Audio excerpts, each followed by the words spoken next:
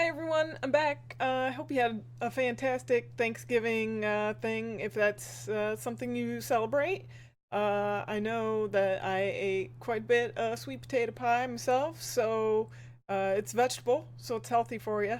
And I didn't end up getting as many as the bad games played as I wanted. I want to get a good buffer of bad games played, but Minecraft happened, so uh, still might show you around the server sometime if I can stop playing on it long enough to record something. But I did get the bad video games recorded now, so here they are. The emptiness.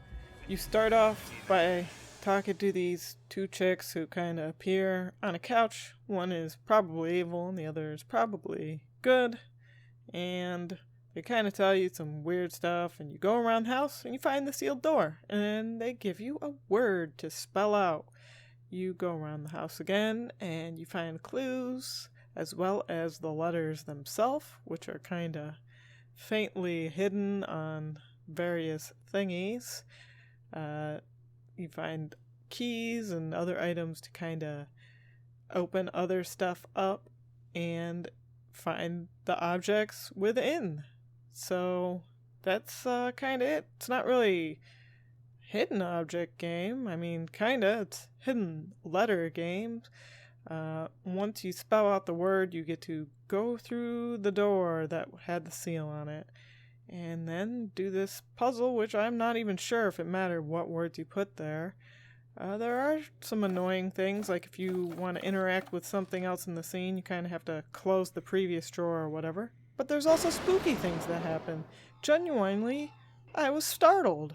I didn't expect things to happen. It wouldn't happen every time. In fact, it very, very, very rarely happened. And so when it did happen, if it wasn't hilarious, like this guy here, and this guy here, was that George Costanza? I was actually genuinely startled. And this is very frightening to me. This creepy little baby doll thing, which has no face, and you have to turn into yourself. I would not wear any of these hairstyles or clothing items, and I would not dress any type of child type thing that I had with this stuff either. So, very frightening. Tow Truck Simulator. This is from the same developer that made the Airport Simulator, Ski World Simulator, what was the other ones? Skyscraper Simulator? Might have been some other ones. Got a lot of visual instructions, but no real words as to what you need to do. Turns out I needed to use the number pad for some of those numbers, but I did eventually figure it out. This is actually a re-recording, because when I switched from window mode to full screen, it didn't record any of the video, so very disappointing because I had some really amusing attempts. On this attempt, though, I swear I had the vehicle locked in, and apparently I didn't, and oops, I guess that's just not gonna happen. Couldn't get the car back on, so basically just had to start over. With this car here, I thought it might be interesting because it was at a 90-degree angle. I thought it would be kind of different, but it seemed a lot easier than my typical attempts, and I was able to get it on just fine. If you don't put those little hydraulic side thingies out, you are sometimes able to flip over your vehicle or the vehicle you're trying to tow, which will result in a game over screen. Now that I have the car, I need to put it in between these two little green things, but something weird happens after I open up the instructions menu. It just kind of kept floating off into space, and I was never able to get back to the screen. I was kind of just going off into the field and couldn't finish that tow. So for my third attempt, I am going to try to flip over my truck, and for whatever reason, physics wasn't on my side, even though I tried using the little leg thing to push myself over. G-Ball! Made in conjunction with NASA. Lobby status. Connected. One player online. And I guess that's me, so I guess I'm kind of on my own here. Wow. This is going great so far. Am I supposed to go to the arena? Is it one of these gates? Do I go in here? Oh, it was that button. Okay, well, let's start this match thing. No, my mouse is making some kind of a green light, but that doesn't seem to have anything to do with my direction. I did get the ball and do something with it there, but I don't think I really had any control. It just kind of went on its own. The audience is in this ring around us, and it's some really good artwork, as you can see here. I'm not sure what I'm supposed to do. I know there's balls all over the place, and I try my best to get to them.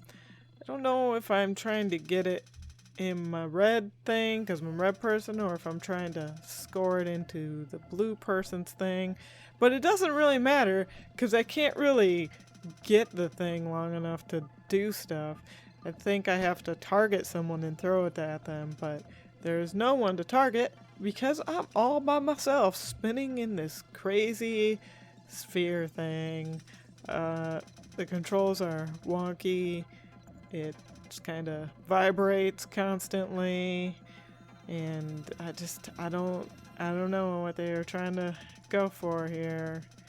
Kind of a nauseating sports ball thing.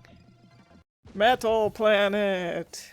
I was hoping it was gonna be like musical metal and it would be all dark and stuff, but no, it means the material type metal. And of course no one's playing. So I guess we're gonna have to make our own game and just play against bots. So I can see my team's already up to some stuff. I shall go join them.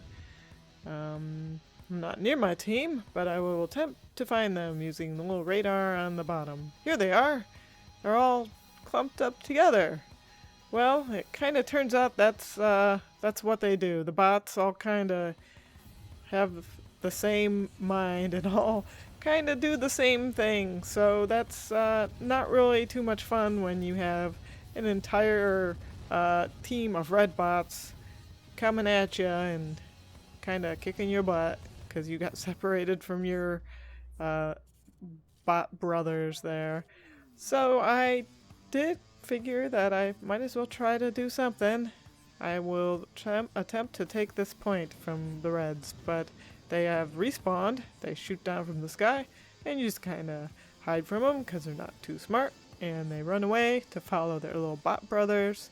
And I went back to capturing the point, and I did capture the point, so couldn't find much more of a point to playing this game because it was not fun playing against the bots.